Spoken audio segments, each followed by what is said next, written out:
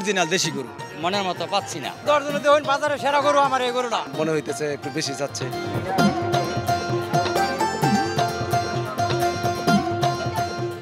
ঈদুল আজহার আর মাত্র কয়েকদিন বাকি। ঈদকে সামনে রেখে ময়মনসিংহের কুরবানির পশুর হাটগুলোতে এখন চলছে জমজমাট বেচাকেনা।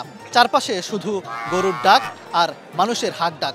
আমি এখন আছি ময়মনসিংহের ফুলবাড়িয়া বাজার পশুর হাটে। এখানে চলছে দর কষাকষি, দরদামে কেউ কাউকে ছাড় দিতে নারাজ। চলুন কথা বলি কয়েকজনের সঙ্গে।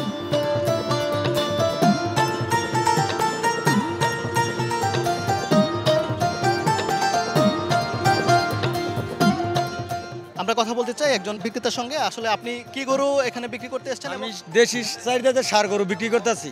আমি 2 লক্ষ টাকা দাম চাইছি, সব বাদ দেওয়ান সর্বোচ্চ 70,000 টাকা বলে দিছি। এর আপনার 62,000 টাকা বলছি, 8,000 টাকা বাজার। এর মধ্যে মাঝখানে যদি যে কেউ নিতে পারেন বিক্রি করে দিব। বেশি চাচ্ছেন না, তবে মানানসই চাচ্ছেন। আমি 1,62,000 বলছি, উনি যদি দেয় তাহলে আমি নেব। গরু ভালো কারণে আমি দামটা বলছি, বুঝছেন? ওই যে দেশি গরু আছে, আবার তারপরে দেখেন আপনার ওজনও ভালো,